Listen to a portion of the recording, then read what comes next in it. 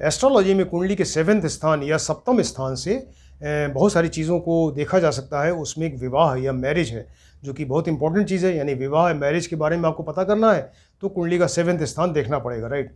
तो उसी कंटिन्यूशन में आज जो टॉपिक है वो कुंडली का मिलापक है। यानी शादी ब्याह के पहले किसी लड़के लड़के की शादी हो या वर कन्या की शादी हो रही है तो उसकी शादी के पहले जनरली ऐसा करते हैं कि दोनों का बर्थ चार्ट या कुंडली को मिलाते हैं, तो उस चीज़ को मिलापक कहते हैं। कुंडली का मिलान या कुंडली का मिलापक उसको कहा जाता है।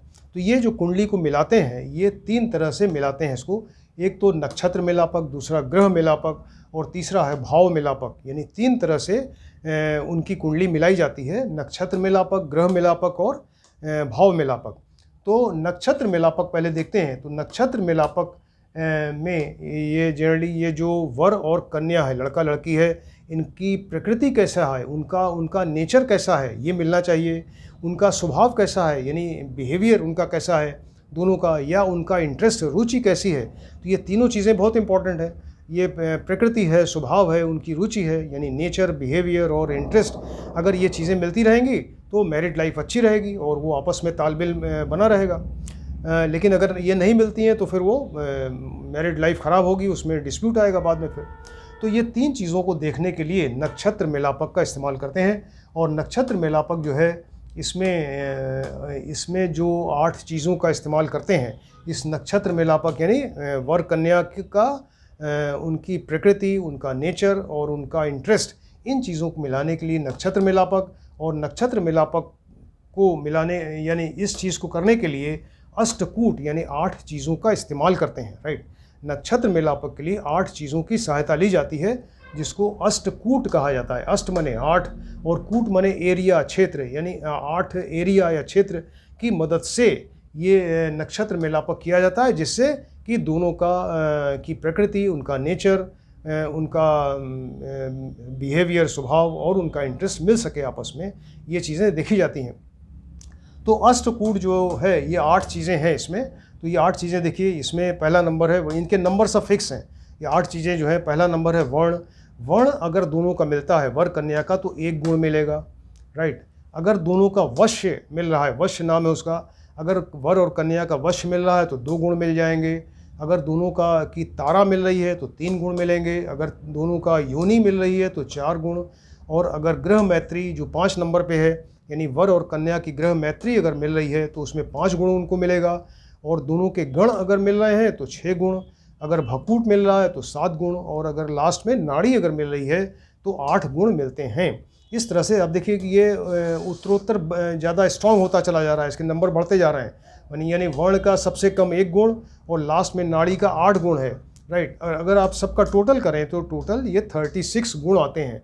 यानी वर और कन्या की कुंडली मिलाते समय 36 गुण जो है वो मिलाए जाते हैं। तो ये वर्ण, वश्य, तारा, योनि, ग्रह मैत्री, गण और भकूट, इनके नंबर फिक्स हैं। इस तरह से इनके थ्रू वो चीज़ें मिलाई जाती हैं, अष्टकूट मिलाते हैं, राइट। उससे नक्षत्र मिलापक उसको कहते हैं। अब इसमें जो 8 कूट हैं यानी अष्टकूट है, इसमें 4 चीज़ें ऐसी हैं जो कि वो उसमें जन्म राशि से देखते हैं, और 4 कूट ऐसे हैं जो जन्म नक्षत्र से देखे जाते हैं, जन्म राशि और जन्म नक्षत्र से। तो वो जो 4 कूट जन्म राशि से देखे जाते हैं वो हैं 1 नंबर वाला वर्ण, दूसरा वश्य, इसके अलावा ये ग्रह मैत्री जो 5 नंबर पे है, 1 2 3 4 5, और इसके अलावा भकूट जो 7 नंबर पे है, इसके थ्रू मिलाते हैं, राइट। तो वर और कन्या दोनों की जन्म राशि से जो नक्षत्र मिलापक किया जाता है, तो वो जो 4 चीज़ें हैं वो वर्ण, वश्य, ग्रह मैत्री और भकूट है। तो अगर इनका गुण आप करें, इनका टोटल करेंगे तो 1 2 2 1 3 और 5 3 8 और 7 15, यानी टोटल 15 आता है। यानी ये जो जन्म राशि के थ्रू जो 4 ये कूट मिलाए जा रहे हैं, तो अगर ये सब मिल जाते हैं तो वर कन्या को इसके मतलब 15 गुण मिलेंगे। अब बाकी जो 4 और जो बचे इसमें तारा जिसके 3 गुण, योनि 4 गुण, और इसके अलावा गण 6 गुण और नाड़ी के 8 गुण हैं। अगर इनका टोटल करें तो ये 21 गुण आते हैं, इनके 21 गुण आते हैं। इसको जन्म नक्षत्र से मिलाते हैं, राइट। तो जन्म नक्षत्र से जो मिलाए जाते हैं उसमें तारा, योनि और गण और नाड़ी के थ्रू मिलाते हैं। इसके 21 गुण हैं, तो 15 गुण उसके जन्म राशि के हुए, के थ्रू, और 15 ये 21 गुण जो हैं वो जन्म नक्षत्र के थ्रू मिलते हैं। मतलब टोटल 15 + 21 36 गुण हो गए। तो टोटल जो है ये 36 गुण इस तरह से मिलाए जा सकते हैं, यानी टोटल 36 गुण मिल सकते हैं। तो उसमें जो वर और कन्या दोनों की कुंडली देखते हैं और ये एक एक कूट इस तरह से मिलाते जाते हैं और फिर लास्ट में देखते हैं कितने गुण मिले। तो अगर वो 24 या 24 से अगर ज़्यादा मिल गए, राइट, मोर देन 24 अगर गुण मिल रहे हैं, तो फिर उसको बहुत ही उत्तम, एक्सेलेंट कहा जाता है कि बहुत बढ़िया तरीके से ये कुंडली मिल रही है, उसको उत्तम कहते हैं। मोर देन 24 अगर गुण मिल रहे हैं, अगर 18 से 24 गुण अगर मिल रहे हैं दोनों के, तो फिर उसको मध्यम कहा जाता है। मतलब गुड ये भी है, बढ़िया है। तो अगर 18 से 24 के बीच में गुण मिल रहे हैं तो वो मध्यम हुआ, लेकिन अगर 18 से कम गुण मिलते हैं तो फिर वो अधम, यानी वो अच्छा नहीं माना जाता।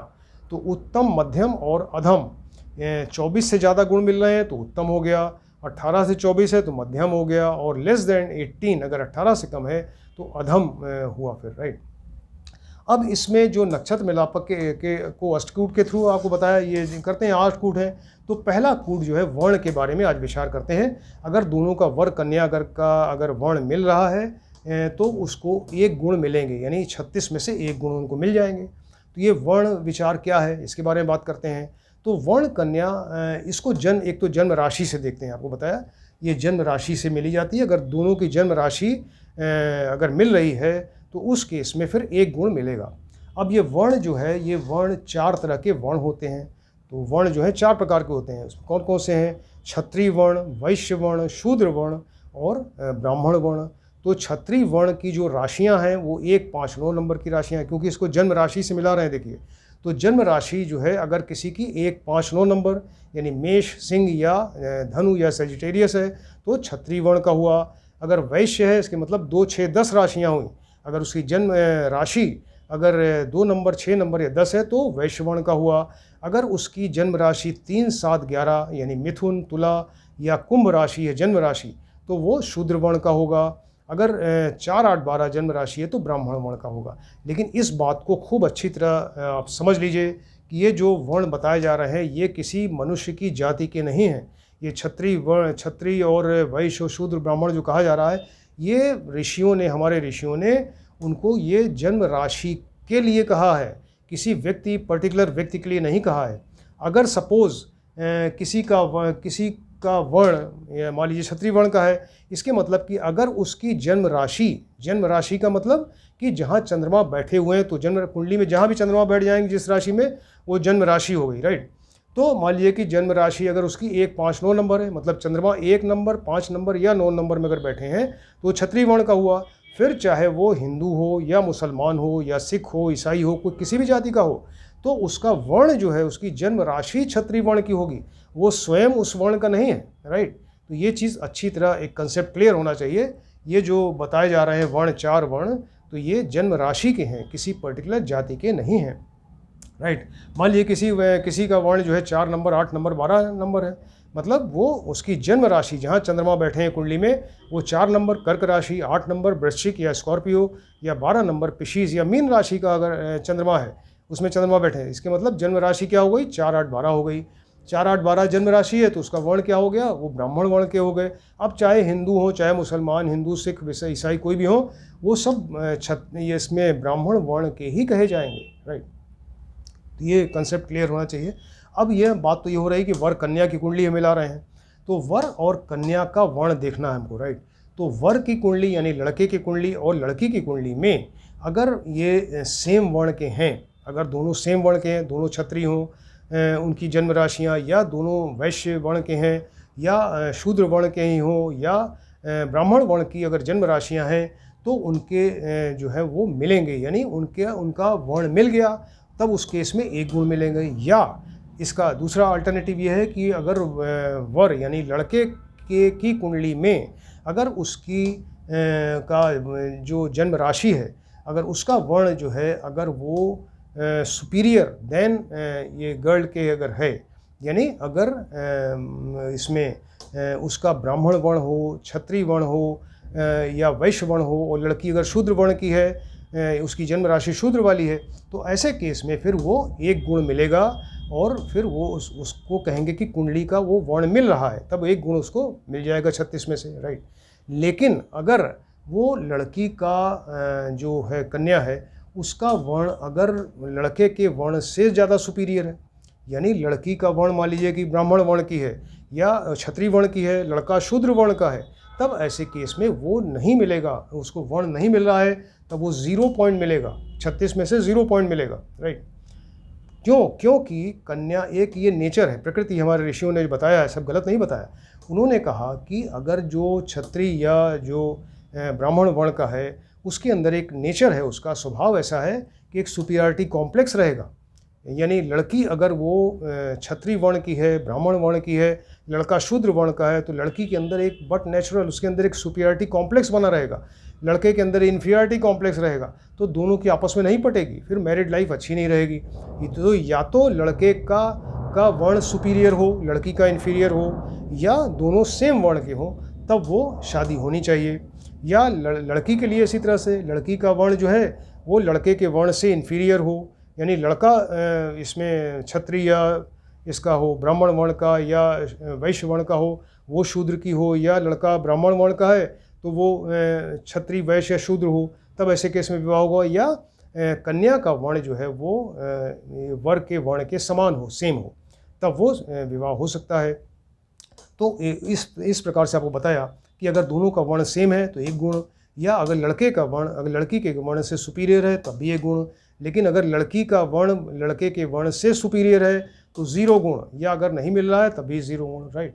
ये वर्ण के बारे में आपको बताया।